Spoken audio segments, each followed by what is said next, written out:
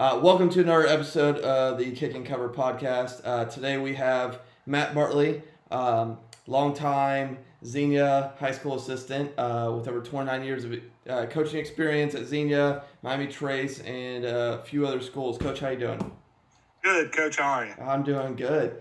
I mean, too bad we didn't record all the pre-banter. Oh, yeah, absolutely. That's the best part of it. Sitting here watching another high school team play. Yeah. Hey, congratulations to Van Wert. Good for them. Good for those kids. You know, they were road warriors. They played all their playoff games were on the roads. I thought somewhere like 1,200 plus miles of travel for the playoffs. Well, yeah, and we talked beforehand. Like Van Wert's in the middle of nowhere. There is nothing there. Like you zoom in on the town on Google Maps, there's nothing. You're closer to Indiana than you probably are any other major Ohio city, which would probably be Lima. I think Lima is probably and I'd argue Lima is not really a city; it's just a very large town. And your nearest town in Ohio is city in Ohio is probably what? Toledo. Yeah, Toledo, one of the big five, probably. Yeah. So, all right. Well, today we're going to talk field goal PAT because Coach Bartley is in charge of the field goal PAT team at Xenia High School. He also has 29 years of experience, so he knows a lot more than I do. So, as we were saying before we came on, his first year coaching, I was one. So, yeah. You young guys kill me. So let's. Field goals. Formation wise, for most people, is fairly simplistic, and you guys do just a regular field goal PAT. If you did something a little funky, this would be a little bit different starting conversation. But how do you initially teach your field goal PAT? Let's start there. Like, is it in the classroom? Is it on the field? What does that initial process look like? Well, what I like to do is I like to I call it the operation of the snap, hold, and kick. It's the most important, and we practice it more. The operations practice more than the whole team is. Try to steal time. We'll go out pre-practice and get some done, and then we'll maybe if we have a problem or something's going on, we'll do a little post-practice, but. Now with as much, you can steal some time early in the season. If you know some guys, like our snapper graduated this year, so we're going to have to find a guy that we can trust. So we're going to have to do some like preseason stuff because, you're allowed to coach 7 guys. That's only 3. So if you can find, just the snapper and the holder is all you really need. So that's when we kind of steal it. It's on the field. So that's where we try to get most of it done. Okay. Do you show them like any film of like prior years, especially like the actual line blocking of it, or do you kind of just, because most of them are probably people who've been in your program 2, 3, 4 years at the high school level, or do you just kind of roll with what you had previously and add from there? If we are, we didn't get a chance to do them, but we have some pretty nice, add-ons, what you call it, the lonesome polecat, which, Tiger Ellison, when he was back in Middletown, came up with it. We have a lonesome polecat set, we got something off of that, and those two kind of marry together. And then, we've got a couple formation fakes. So if we're going to install that, we'll show them some film. This year it was nice because one of the fakes we had ready to go was one that we had used previously last year. So it wasn't too hard for the guys who are really involved in it. So a lot of it depends also on your personnel. Like when we talk about personnel here in a minute, if you have the right personnel, it allows your fakes to be a little bit more damaging, and people have to prepare, especially when you put them on film early in the season. So it just really kind of depends on what's going on. Now, if we have an opponent that's been blocking PATs, if it's a consistent thing for them, I'll show them a clip. I'll send them clips on Huddle. And we're like, hey, we're going to have to do this week. But, other times, if you're playing somebody and they block a PAT, well, did they block it because they rushed, the superintendent's grandson who's on PAT so he gets a letter, right? Yeah. So you always look for those guys like, wait a minute, how did they block that? Well, that looks like the superintendent's grandson out there that the coach is trying to get him a letter and keep his job. So. Oh yeah, no, I understand that. Like, and usually if that gets blocked, it's either somebody messed up their assignment or just a snap. The hold kick ratio is just too slow. Like, what I do. Like, that's if you have a quick enough snap hold kick ratio, it doesn't matter. Like, unless they charge through the A gap, you're fine. Right. So, let's go into personnel real quick. What do you guys kind of look for personnel wise? Snapper, holder, kicker. I mean, kicker's kind of the obvious one, but line, wings. Well, I'll start with the snapper because, in all honesty, I could probably do one of these just on long snapping.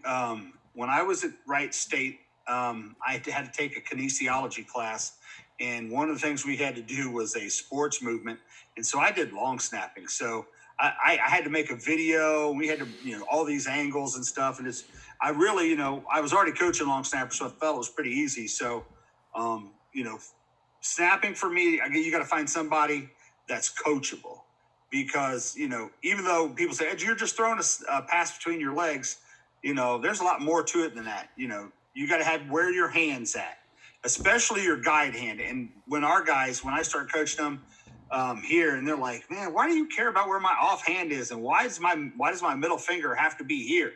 Because it does. And you got to have enough pressure. So the snappers have got to be really, really coachable. And I get on them about their stance, because some of these guys come out and, and look, if it works for the NFL or whoever, you were talking about A-gap jump throughs. I do not like guys with super wide stances, even though they say it's easier and you have less high snaps with that. I don't like the A-gap jump through, because that's what's going to happen with that wide split, because your guards can't get down. So I want their stance to just be outside their armpits. And I always tell them, the ball's going to follow your butt. If that snaps high, I know exactly why it's high. You straighten your leg, your butt went up in the air, and that's where the ball went. And then they got to aim right at the holder. Now, I have argued with head coaches about this before. I'm like, if we've got a really good one, I want him to put the ball right over the tee. I tell the holder, put your hand right above the tee. He's going to hit your hand and catch it.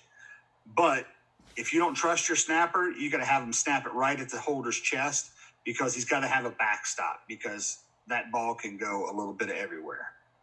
And then, tell the snapper the last thing you got to worry about is blocking, because it should happen so quick. I think it's like 1.4 or under is what you want your high school PAT kick to be, for it to not be able to be blocked. Yeah, 1.4 to 1.5 high school. College is usually 1.35 is usually anything under that's the magical number. And then NFL shoots for 1.25 snap kick hold. Right. Which is a freakish number. Right, because those guys, that's all they do all day. Yeah. They go over there to that other field over there. That's all they're doing. That's why they do all those tricks with the balls, like they're bouncing the ball. They're dribbling the ball, like whatever. But no, so snapping's pretty important to me. And then you go to the holder. The holder for us has got to he's got to be a kind of a headsy kid, because he needs to make sure he knows all the fakes. He's got to know where the ball goes. He's got to be somebody that gets a call from the sideline. Now, the other argument is, do you use your regular quarterback? We have. Everyone's like, well, what if he gets his hand kicked? He could break his hand. I don't know. Like, I've in 29 years of coaching PAT, I've never seen a quarterback get a broken hand from a kicker.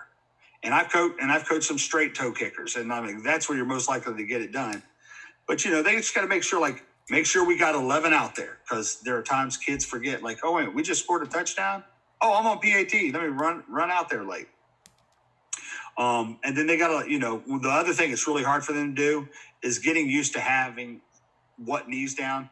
This year we had a right-footed kicker and a left-footed kicker, and when we had to switch, our holders would struggle in practice, because they'd have to go from having, I always tell them, put the knee down that the kicker is kicking with, and use your other leg as another backstop. So if we got a right-footed kicker, you're going to have your right knee down and your left leg's going to act as another backstop. So, and then I was going to get the ball on the tee the way the quarterback the way the kicker wants it, and don't look up, because if you look up, the holders naturally tend to move the ball with when their head moves around. I tell them, just leave your head down. The crowd's going to tell you whether or not the kick's good, and let the kicker kick the ball out of your hand. So those kids got to do it. And then, with the fakes that we run, we got to have somebody that can usually throw the ball or is headsy enough to be able to be athletic enough to, run an option play. So that's that. The kicker, obviously the kicker's you just got to have somebody that can get the ball between the two uprights, other than that. And sometimes, believe it or not, that's really hard for some of those guys to do, because they get to be a little in their heads. We have used soccer players over the years. Matter of fact, we've had 2 girl soccer players here. 3. We've had 3 girl soccer players here at Xenia. Only 2 of them are in my time that did it. The one girl who did it the longest for us, she did it all 4 years. She was a 4-year letter winner. She lettered 8 times, 4 for soccer, 4 for football. The only PATs she ever missed were ones that were blocked because of whether it was a timing issue or we had somebody give up an inside gap. So that's the operations part of it. Now, the other guys, the guards and tackles, we want to be, bigger guys. We may pull an offensive lineman out. We had a smallish guard this year that we pulled off the field for PATs, just because we were a little worried about him and how he could fit in. But what we do is we take our biggest guys and we make them our guards. And as long as they're tough guys, like, if you got a big guy that's not really, really tough, we may not play him at guard, but we're going to try to take our biggest, toughest linemen and play him at guards, because if most people are going to try to block the punt, they're going to come through there.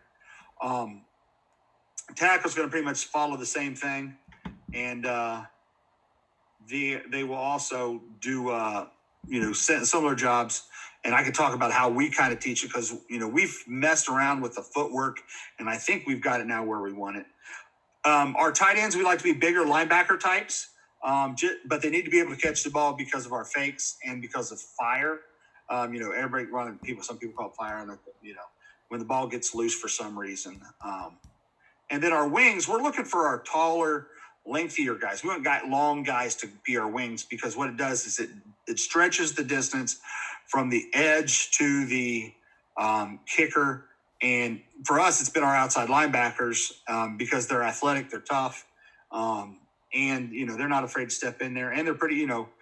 Our outside linebackers lately have been really, really athletic, and we can do a couple fakes with them that help us out. I don't know. I agree 100%. That's kind of the direction I've started moving with our wings as well, is just find long, lengthy kids.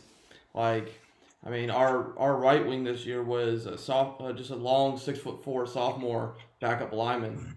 I think he played some like the last 2 weeks of the year, but he was all year my right wing. 6'4", lengthy, plays basketball. I'm like, yeah, guess what? Reach, step down, arm out, go. Right. So, it just make him run around you. Run around you. That's all you gotta do. Don't let somebody bull rush you through your inside, and just get your arm and leg out. So they have to run around you. It's not rocket science. Right. Half the time, no one will touch you. You'll be fine. Right, because what happens a lot of times is teams are so worried, especially with us. Once we show a couple fakes, especially if we will show a fake from regular formation, teams back off almost immediately, because they're like, that dude's like 6'5". Our corner is 5'8". If they throw a jump ball, we could be in trouble. Yeah. Now, out of curiosity, how much time do you put into the fire call and your fakes? Okay, so I get about 5 minutes a day. Okay. And what we do is it's rapid fire. And depending on what's going on that week, like Monday, I'll get a lot more reps because we're not going to put a rush in on them yet. And then, we'll do a rush Tuesday and Thursday. But I actually got the idea of how to work on fire a little bit better. Prior to a guy named Nick Jones, who's with us now as our offensive line coach, prior to working with him, if we just tell the holder, hey, fire this, and he'd just take the ball and we'd run our fire drill, and he says, hey, don't do that because he gets him in a bad habit, and he goes, just stand in front and sit right in front of him, and as the ball comes, swat it down, and it's a little bit more realistic. And for us, the two wings always know where to go, and the two tight ends are the ones that have got to figure out, okay, where's the quarterback going, because they got to get into his field of vision. So it's one of the ones that I kind of like doing it that way now, because it's, and Coach Jones will just stand there and sometimes he'll hit it and sometimes he won't. So the kicker, and the holder never really know. Now he does have to duck every once in a while with some of our kickers, because, oh man, that ball comes out and I'm like, you're gonna take one off the face and we're gonna have we're gonna have issues because you're gonna be bleeding everywhere on the turf. So, but we get about 5 minutes a day, and it's really quick. Like we'll have like 5 or 6 balls, and they just know, get up, get set, and we're gonna kick it. We'll move back, and it's amazing how many kicks your kicker can get in if you're not chasing, worried about chasing down balls, and you're not worried about resetting rushes and things like that. How much do you move the ball when you're practicing field goal PAT, and from hashes to middle of the field depth? Yeah. Well, depending on how many kickers we're practicing. So this year we were really practicing 2. Okay. They would each get 2 from the PAT line, and then we'd move it back 5 to 7 yards, one hash, 5 to 7 hard yards, the next hash, and probably put it, depending on if they had made it on both of those, we'd put it right in the middle and see who could kick, and try to end on a miss. But the one kicker who was more of a, he was playing for us, but he'd played soccer in the past. He hated if he didn't finish on a miss, because like, hey, my time's up. The horn sounded. We're moving on, and you didn't finish on a make. That's on you. You better figure out somewhere else. And it also has, when you have multiple kickers, you can put a competition in there, and like, hey, whoever doesn't miss or whoever misses the least this week, you get to start. So, no, I mean that's to the point. You want to treat an actual battle there, right? Don't miss. It's quite simple. What's your footwork for your line look like? Everybody's a tad bit different on what they teach, and I know colleges are extremely different than high school teams. So how do you teach that? What we do is our inside foot is back. And with it being back, it helps. So what the center kind of sets the team, right? And with him being just outside his shoulders, not real wide, the guards, then have to take a decent stance, and they end up being somewhere next to, a 3-foot split. They get in there and they have that 3-foot split. They're in a 3-point stance, inside foot back. And what they do is their inside foot is just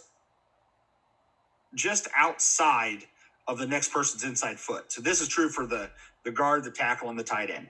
And they're behind it. And so when they're their outside foot is planted. Like I tell them, screw your foot in the ground, because that is going to be your post. And then as the ball snap and you step forward, you're stepping in behind the leg behind you, and you're going to kind of brace his outside leg with your inside leg. And it closes the gap down and doesn't allow the jump throughs. Now, we had somebody a couple years ago that tried to jump through, and this is why I like the bigger, tough guys inside. They tried to jump through on the first touchdown, and the kid kind of fell over in towards the kicker, and without coaching him, my center and guard, the next time they said, hey, next time he does that, we'll catch him. And as they punched through, the center went through his inside leg, the guard went through his outside leg, and they just snapped him down, and the kid landed on his back. He didn't jump through no more. He's like, I'm good. And I asked him, I said, what was that about? And they're like, hey, he wasn't jumping through on us. So that's why I like those tough guys in there, because they'll come up with some of that stuff on their own. But it's really about having a good base. We tried the college thing. I just didn't understand the stance and the footwork, and how I didn't understand it. I mean, I don't know everything, trust me, but it's just like, getting them to understand that footwork and how it protects your inside gap first. Like, Springfield should have been playing for a state title. I think they had somebody block out on a late field goal, and kid got through and blocked it, and they lost 12-10. And it's, telling us like, hey, if you do this with your inside foot, they can't come through your inside gap. So protect that inside gap first. Don't go out. Yeah. No, I agree 100%. Like, I researched the college, like, blocking for it, like, the year before. Didn't install it, but I just researched it. This year I talked with people vastly smarter than me. Like, people that are getting paid six figures to coach college special teams. And I thought I understood it. We tried it for about a week and a half. Like, nope, we're going back to what we were doing. Because, part of the other thing is I don't have 6'5" offensive linemen that all weigh 350. That encompass the length you need. Like, right. I mean, that's the thing. Like, I don't have that length, like that girth that you need. And my long snapper is also not 6'2", 225 pounds. Right. Like, that's the other thing. My long snapper is a sophomore who's 5'10", 165, 175 pounds. He's not bad for a sophomore. He's been a 2-year short snapper for us. Like, he's done a solid job for us. He's our long snapper this year as well. I mean, I might have to figure out something if he wants our quarterback job next year. But, well, I've used a starting wide receiver, and he was a lefty. You want to talk about something that'll mess everybody up? Is a left-handed snapper. They think left-handed quarterbacks are bad. The left-handed snapper, that ball spins backwards really short, and he was really good at it. He was really fast. We had to change how we did our fakes because, if we're going to try to get him to snap the ball, we're going to have it where his left hand's going to be the more dominant hand.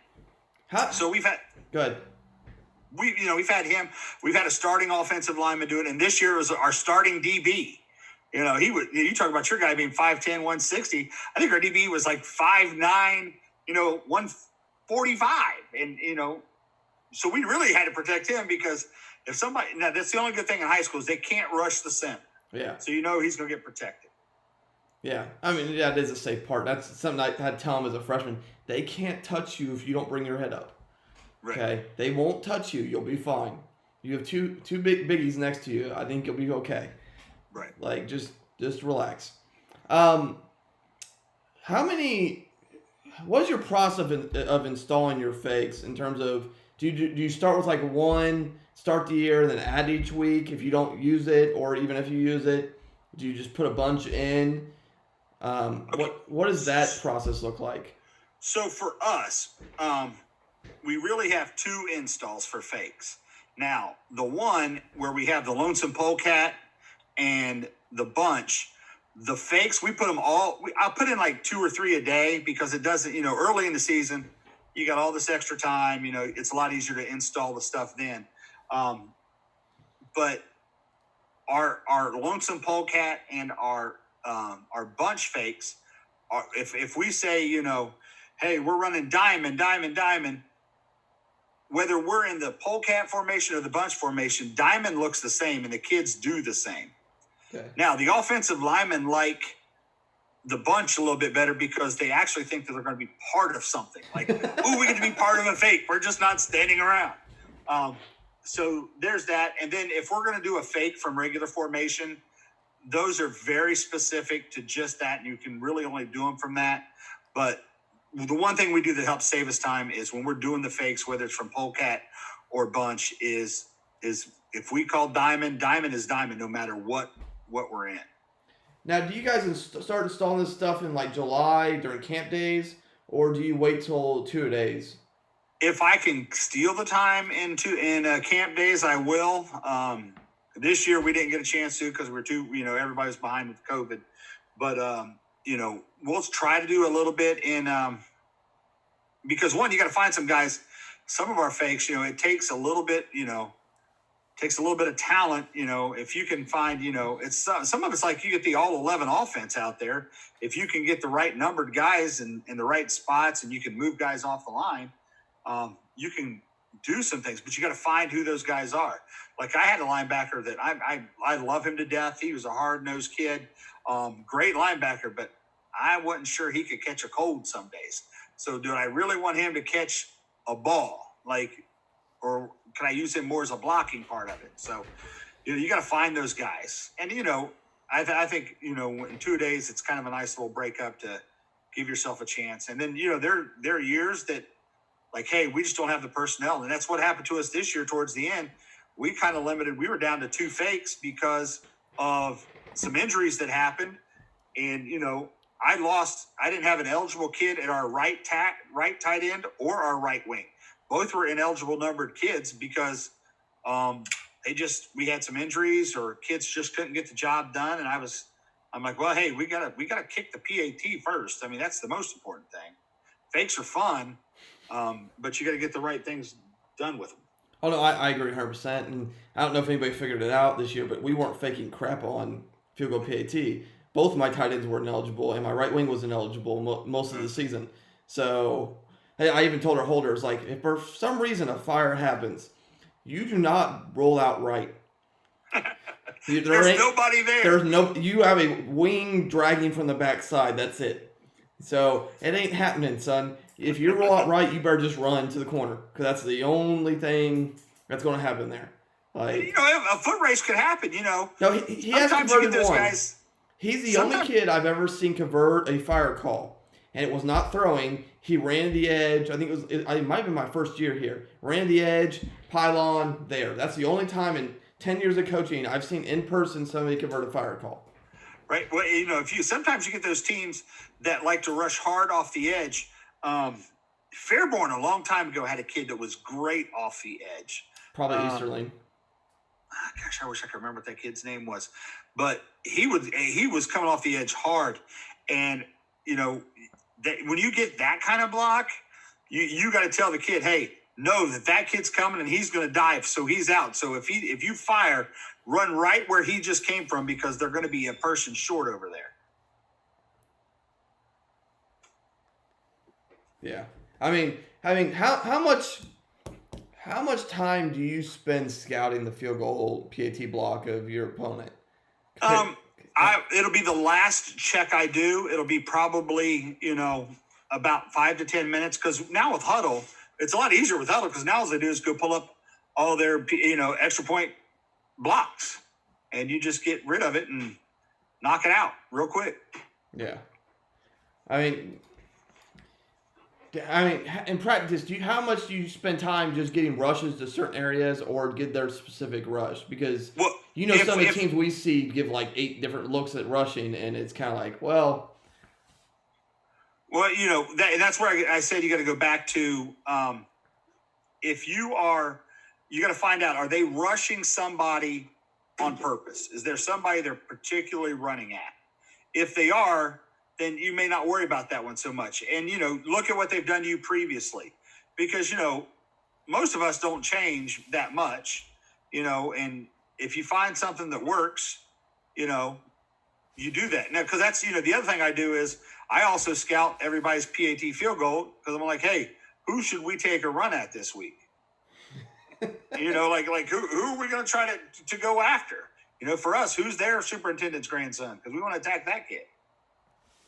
Yeah, it is what it is. Now, and last thing on that is, speaking of superintendent grandson, how many do you try to get as many offensive or defensive stars off there as possible, or is it just the best 11 that fit that? No, we're going with the best 11 now. Obviously, I think this year we pulled off one offensive lineman. And I said because he was a shorter guy, yeah, and that was the only reason he came up. But he was one of our backups. I've just tried to find as big a guy as we had.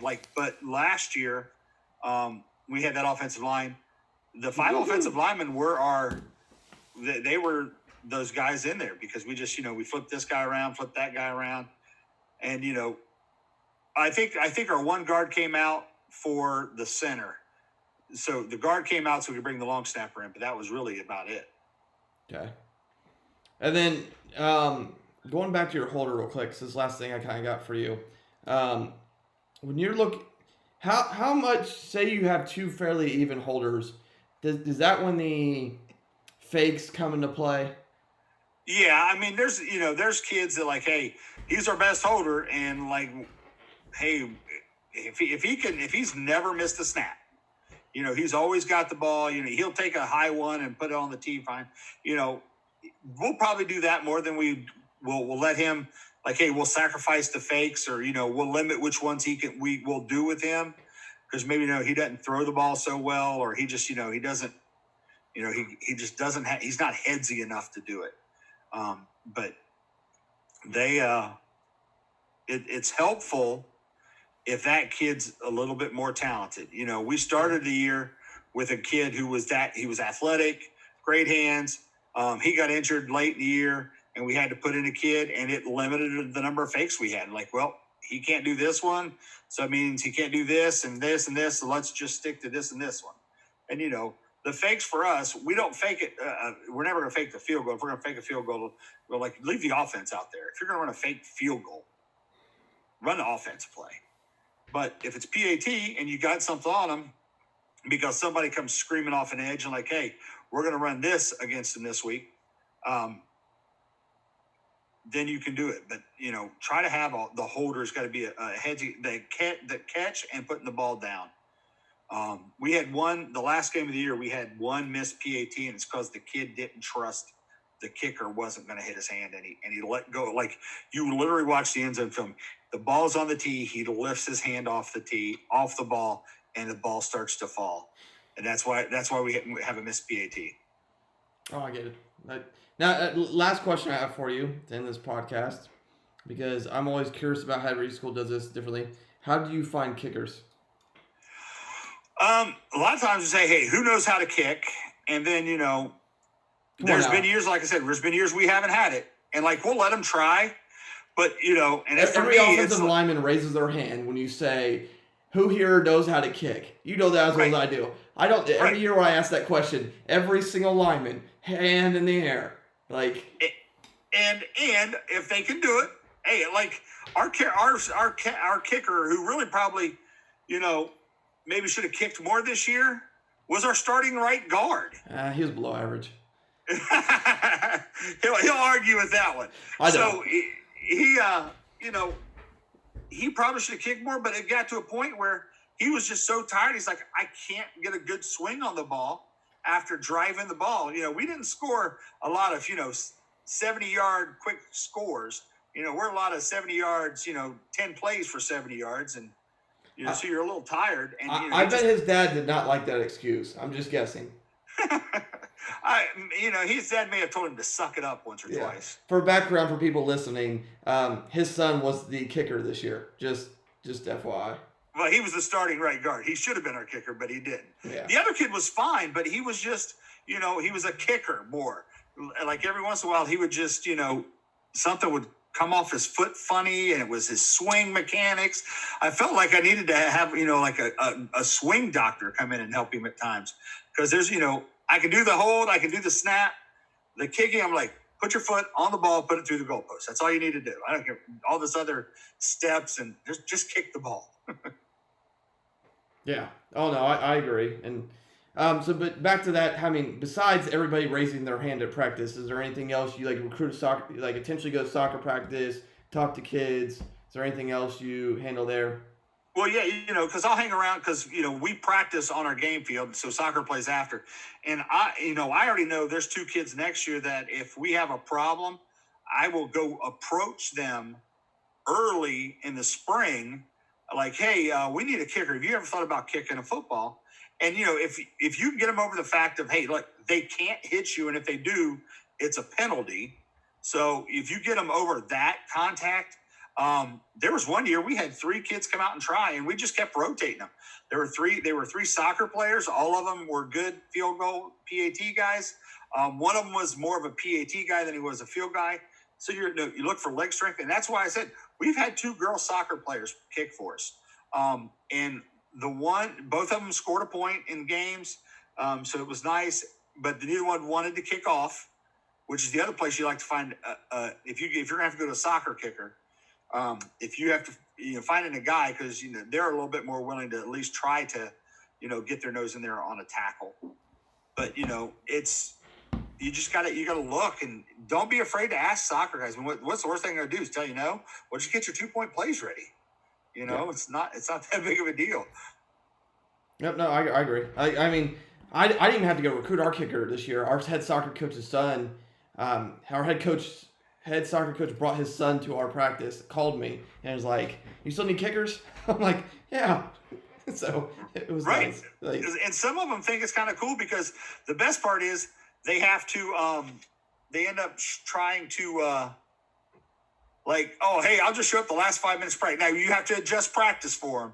Like, when we've had soccer kids, we've had to move PAT field goal from the beginning of practice to the end of practice. And so sometimes you can steal a little bit more than 5 minutes. You get a little longer time. Yeah. Oh no, I agree, and that's the one thing. Like I've done. We've had soccer kids like the past at least 2 years. I've been the special teams coordinator, and there's some stuff on and off the years before, but that was the big thing for me. Is like, okay, communicate with my head coach. This is when I need field goal PAT and kickoff time because this is when we can get our kicker here. Okay. Right. And kind of go from there. I did realize one thing I forgot. What does your week look like for special teams? Like Monday, Tuesday, Wednesday. What is that? What gets done what day? Out of curiosity. Well, for some reason, I've gotten my time every day, and so depending on what's going on for practice, the other ones will get done. Probably punt is the most done after me, but I think we only do mine every day because it's easy. We almost have everybody there all the time, and I mean, for me, when I coach it, I really only need myself and one other person. I've been lucky enough to have 3 guys willing to help me out, and one takes one side of the line, one takes the other side of the line. So all those coaches are always there, so it's a little easier to get that done. So other times we're waiting on a coach to get there because they're not in the building or, they're trying to transition from one place to another. But we have, about a 15 to 20 minute period every day devoted just for specials. And, punt, it's probably PAT, punt, kickoff, and then kick return, punt return. Okay. And we probably will do PAT field goal block only on Monday and Thursday, unless there's something we really need to work on because, like I said, we found a weakness or something we need to try. See, I keep saying last question, and I keep thinking of something else. How many kicks do you like your kicker to get in pre-game? That's always a question. Like, I've always floated with that. Is there a line where there's too much? Is there a line where there's not enough? Do you just trust the kid to know? Especially, my problem with trusting a high school kid to know is, one, they're teenagers. They don't know. They're 15, 16, 17 years old. 2, right. Especially kids who are like first-year kickers who have never kicked the football consistently. They're not necessarily going to know, like, what's the overdone, underdone aspect. Right. Well, what we usually do is because of how our pregame is we do, come out, everybody does specials. And I try to get them to take about 10 kickoffs if they're doing that. If they're doing the kickoff and PAT, about 10 kickoffs, maybe about 5 PATs, because, you're really just working on accuracy with that. Because what we do is, and why it's only 5 PATs, is because at the end of our pregame, we do PAT field goals, and they kick 6 more then. They do 2 from the spot, 2 from the left hash, 2 from the right hash, and then we do our punts. So, I think you're right. The younger the kid is, the more you have to keep him on like a pitch count. Like, hey, because I've seen some young kids that all they do is like, hey, I kicked 100 balls today. Well, that's great because you're not gonna be able to kick anything tomorrow because your leg's gonna fall off tonight when you go home. Well, yeah, and I know some coaches listening to this are from like some other states where like soccer's a spring sport, but like soccer's a fall sport here. Like, right. My kicker might have a game the day before, so I gotta be mindful of, okay, how sore is he from the prior day? Did he get the ice and stretching he needed since then? Okay.